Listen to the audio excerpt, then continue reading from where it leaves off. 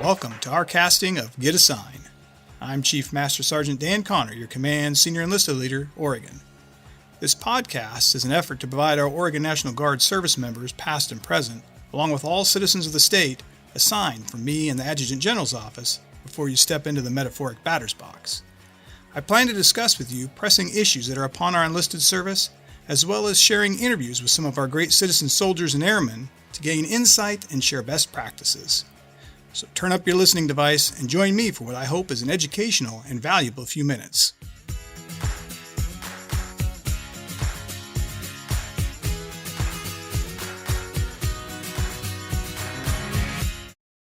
You serve in the profession of arms, a member of a special team of volunteers that have sworn to defend and protect.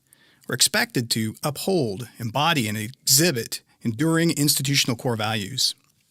See, because our respective service core values are such a big part of who we are as service members, we owe it to ourselves and to those we serve to bring an understanding of these core values further, much more and beyond an amateur's perspective to a professional's perspective. See, an amateur's perspective peaks at being able to recite the core values. While this works great as a quick reminder, it truly falls short of guiding us more precisely in how to act every day. See, a professional's perspective, it involves an understanding of the core values with its defining virtues and demonstrating them through decisions and actions, living them on and off duty. The core values of our organization are those values that form the foundation on which we perform work and conduct ourselves. See, we have an entire universe of values, but some of them are so primary, so important to us, that throughout the changes in society and any DoD policies, they're still the core values we abide by. In an ever-changing world, core values are constant. Core values are not descriptions of the work that we do or strategies we employ to accomplish our mission. Instead, they are values that underline our work, how we interact with each other, and how we guide the strategies we employ. They're truly practices we use every day in everything we do. With a richer perspective of core values, we can take deliberate steps to practice a better application in our day-to-day actions. By accepting the challenge of living the core values on and off duty, we develop professionally and we contribute to a culture of trust. So with that, I'm going to begin discussion of just one of the core values in an effort to encourage all of you to dive deeper into our institutional core values to gain that professional's perspective. Today I'm going to review respect as our core value. As one of the Army's core values, it's expected that we treat people as they should be treated. See, in the Soldier's Code, we pledge to, quote, treat others with dignity and respect while expecting others to do the same, end quote. Respect is what allows us to appreciate the best in other people. Respect is trusting that other people have done their jobs to fulfill their duty. And self-respect is a vital ingredient which results from knowing you have put forth your best effort. The Air Force implies respect within its core values also. Integrity is defined courage and conviction. Members must be willing to control their impulses and exercise courage, honesty, and accountability in order to do what's right even when no one's looking. Every airman is expected to have the discipline to follow rules, exhibit self-control, and possess respect for the beliefs, authority, and worth of others. Today, I truly have the pleasure of introducing and interviewing two of our great National Guard leaders, Major Carmen Bartling and Chief Master Sergeant Bobby Kennedy. Major Bartling is a logistician who works for the Directorate of Logistics and is the Human Resources Equal Opportunity Officer for the Land Component Command in Salem. Chief Kennedy is a well-respected leader within the Oregon Air National Guard. She's stationed at Portland's Air National Guard Base and is serving as the Mission Support Group Superintendent. Welcome, Major. Welcome, Chief, and thank you for spending some time with me today. Thank you for having me today. Thank you. First, I'll start with Chief Kennedy. Chief, I know you have a story that highlights your experience with an important ingredient of respect, which is self-respect. Can you share that story with us, please? Yes. This is a pretty challenging story for me as it caused me to reflect a lot on my career as I've moved through the Air Force. just for everybody's kind of little background knowledge, I've been in the Air Force for 27 years. And when I joined the military, I chose to be a jet engine mechanic. And I'm proud to say that I worked on the F-110 motor for the F-16 and the TF-34 motor for the A-10 Warthog. So my first duty station was Eielson Air Force Base, Alaska. Not exactly where I wanted to be stationed. And so it was a little bit nerve-wracking to end up in a nice cold place. And as I was flying over Alaska, I realized that it looked like I was landing on the moon because it was so snowy. And so it made me a little bit nervous about starting my life in the military, but I'm pretty determined. So yeah. So I was nervous walking into the shop for the first time, but I was really excited. And my first day in the engine shop went like this. I met my crew where I would work, and they showed me around the shop, and my new trainer. And when my new trainer and I had a moment alone, he proceeded to tell me that he didn't think that women should be jet engine mechanics. Now, that was quite the introduction for me and to where I'd be working for the next 3 years. And as an 18-year-old, I think I was pretty just floored at that response, and it took me a little bit back. But what it did was I wanted to prove them wrong, right? I wanted to be the best mechanic, and I was a great mechanic. I really was. But also, I was going to assimilate at any cost. And what I didn't understand is what that cost would truly be. So the 90s were a great time when the military was trying to change its policy and behaviors regarding how women were treated and sexual harassment. For many, this was a little bit of a hard pill to swallow because this type of behavior is ingrained in culture, right? And it was definitely ingrained in our culture. Comments were made to me asking if I was going to be one of those girls, somebody who was going to hold them accountable, right, for the words that they were speaking. And I was adamant that I wasn't going to be that girl. I was going to work hard and join in the inappropriate innuendos and flaunt my sexuality as a young female in the military. I was going to be one of the boys, and I was going to earn respect by working hard, but also by joining in verbal play.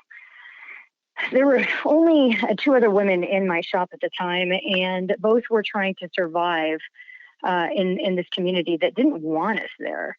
They, however, were a problem for me because they didn't take my path of trying to fit in.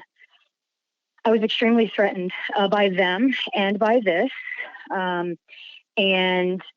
So when the boys made comments about those women, I egged on the process. I egged them on, right? I was like, absolutely, they should not want you to change. Because I was going to be the one who made it, right? I would not let their not willingness to fit in ruin my place. So one day I was in my work space and I was kneeling on the ground, and I had my boss, who was a staff sergeant, and mind you, I was a E3 at the time. He come up to me and he pulled my head into his lap, into his groin. And my entire team thought it was hilarious. And I was absolutely humiliated. It was a very shameful experience for me. But what it did for me was it gave me a huge wake-up call. And what I realized is that respect would not be earned by me talking dirty and flaunting my sexuality. It won't be earned, by me trying to fit in all the wrong ways. Hard work would have been the way to do that, right? And it's not that I didn't work hard, but that would have happened naturally. Having boundaries would probably have helped as well, but I didn't know any other way at the time. And I think what was the hardest realization for me was that I had been harmful to other women on my team and outside my shop, actually. And I ran them out instead of supporting them. I mean, I was the problem. And in that, I feel like I sold a bit of my soul to fit in, right? I harmed others' careers to save mine. And what it boiled down to was I didn't respect myself.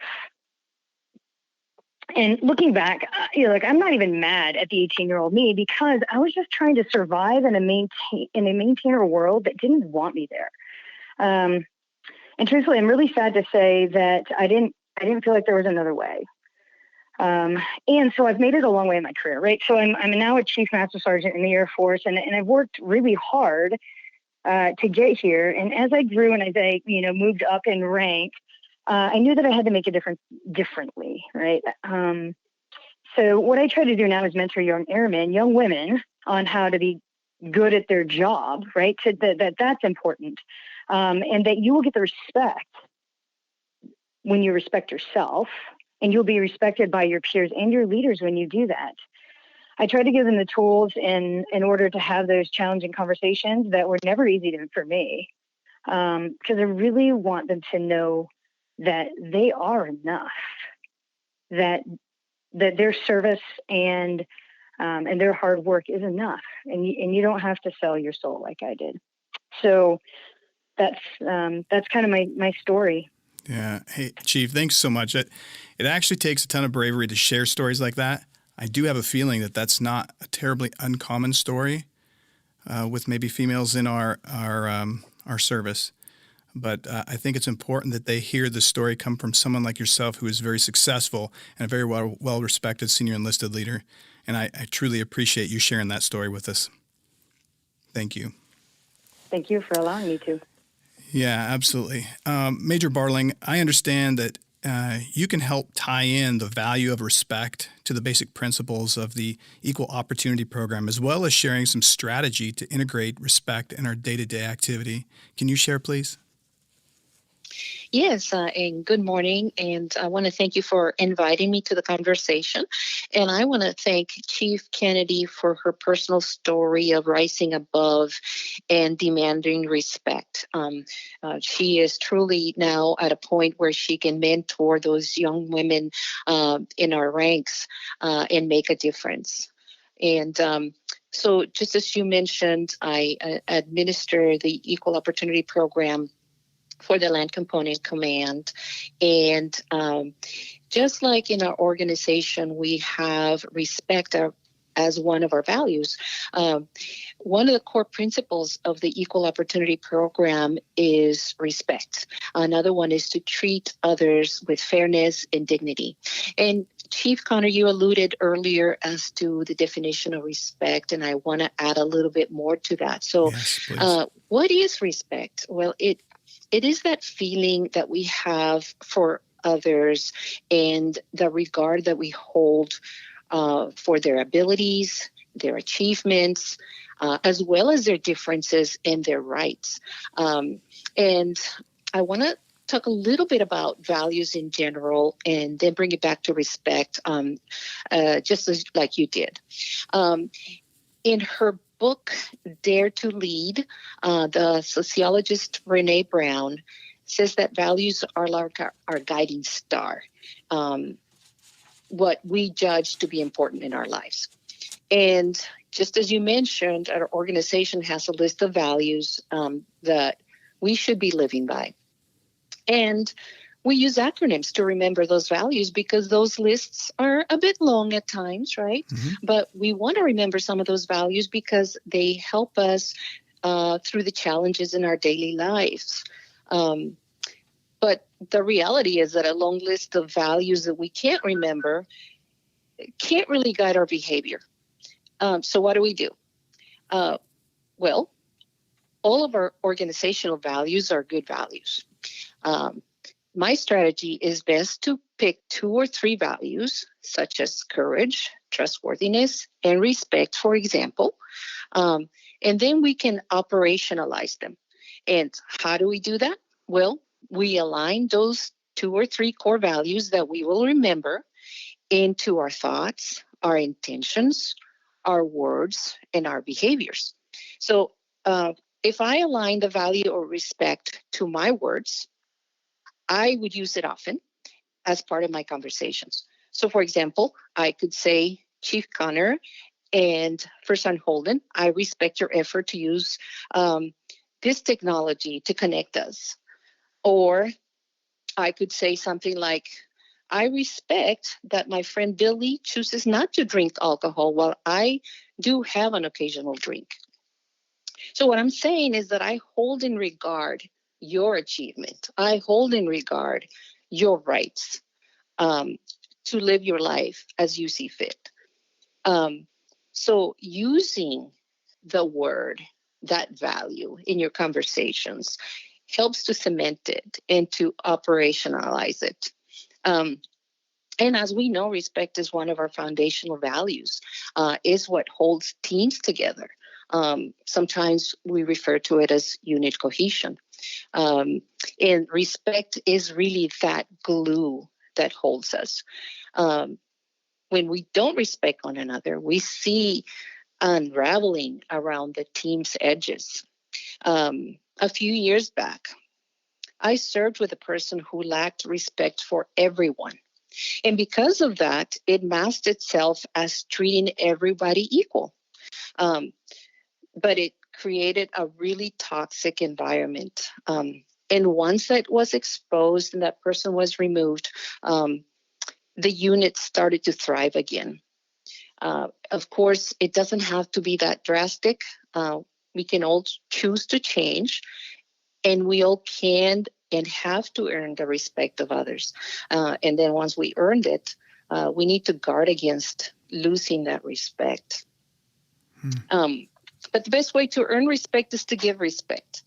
So in the context of equal opportunity and diversity, if we say, and we hear it often, that we don't see any differences with each other, or that we don't see that we're colorblind, for example, those comments, although they're well intended, we show a lack of respect for our diversity and our differences. And then on the flip side, when we accept others' values and beliefs, we demonstrate respect for others, and we show a sort of cultural adaptation, because we're able to show our tolerance for multiple right ways of seeing things and multiple right ways of doing things. Mm-hmm. And when I say cultural adaptation, I'm not talking about just race or ethnic culture. It's also the organizational culture, like Chief Kennedy alluded to. But when we practice respect, we're displaying those values within the organization. And we don't need to think of respect as being an aspirational thing that we can achieve someday. We can show respect in the way we interact with one another every day. Something as simple as not interrupting one another when we speak. It shows respect. Right. So I think when people in an organization are respectful towards one another, there will be less instances of unfavorable treatment, of discrimination, and of harassment. And there will be more of the high productivity that we're looking for, the job satisfaction, and the unit cohesion that we're looking for. So I do challenge everyone to practice respect towards one another. Yeah, thank you. And with some great advice, too. I'd like to ask a question of Chief Kennedy real quick, and then I'm going to come back to you, Major. Chief Kennedy, as I was absorbing your story a little bit, can you tell me, now that you know what you know and you are who you are, what would you tell your 18-year-old self? What advice would you give your 18-year-old self? Yeah, that's a really great question, and one that I've thought about often. And it's the same thing that I would tell almost anybody that I'm talking to, that I'm trying to mentor, or I'm trying to give advice to them. And that would be that be good at what you do. Your actions have consequences, but your actions also speak for themselves. So if you are working hard, doing a good job, and setting boundaries, if I would have gone, hey, I would like it, please, if you did not talk that way around me, I'm gonna work hard for you. But this behavior is not what I stand for. And they could see me, right? That my team could see me work hard, I think it would have made a huge difference in that. But I don't know that that my 18-year-old self at the time would have listened. I would hope so. But that's the advice that I would give. Let your work ethic and your own drive speak for himself. Yeah. Thank you very much, Major Bartling. So I think it's incumbent upon all of us as leaders to also teach respect. You have any advice on how we can help correct somebody that may say something that they have good intentions, like you talked about, but now we need to correct that behavior and explain to them what consequences that behavior might have had? Yes. So I think it's always difficult to have a conversation about how to correct somebody, right? And a lot of times that is the reason why we end up letting the behavior go, because we don't have the tools to address the situation at the moment. And I think one of the best ways, one of the best tools that we have that we need to sort of develop a little bit more is bystander intervention. And the bystander intervention can be done, by ourselves between two people or even a third party. And it is having a little bit of courage to say, I don't agree with that perspective. So let's talk a little bit more about that. Or that is not appropriate to say to somebody, for example, if you're the third party intervening for somebody else. And here is what you should say instead, by helping each other with what language we use. And I think we have been doing that quite a bit. In following Chief Kennedy's, her way of explaining that as she matured, she gained better tools and better language to use with others to demand that respect. I think as an organization, we've been also maturing and getting better at talking to each other about respect, and also addressing some of the other things that I talked about, how we say things and why we say them. Obviously, continuously training and having these conversations, these very conversations that we're having today, will help us to just pause, think about what we're going to say first, and then say it. Mm-hmm. And if someone is offended and has the courage to tell us that they're offended, that we also have the courage to accept that we did something wrong and ask what we can do better the next time.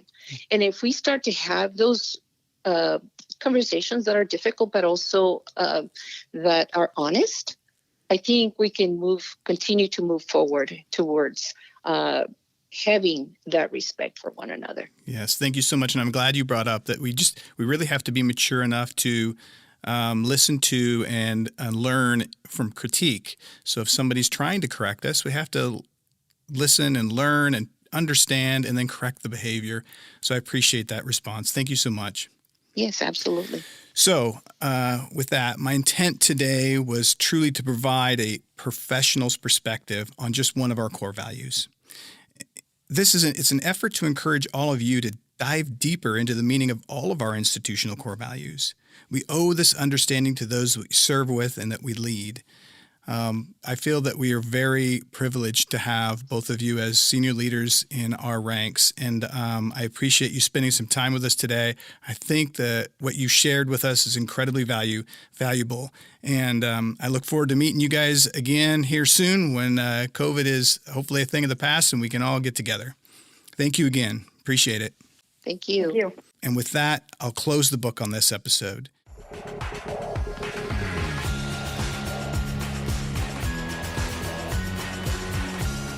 In closing, I'd like to thank the Oregon National Guard Public Affairs Office and Sergeant First Class Holden for producing this podcast.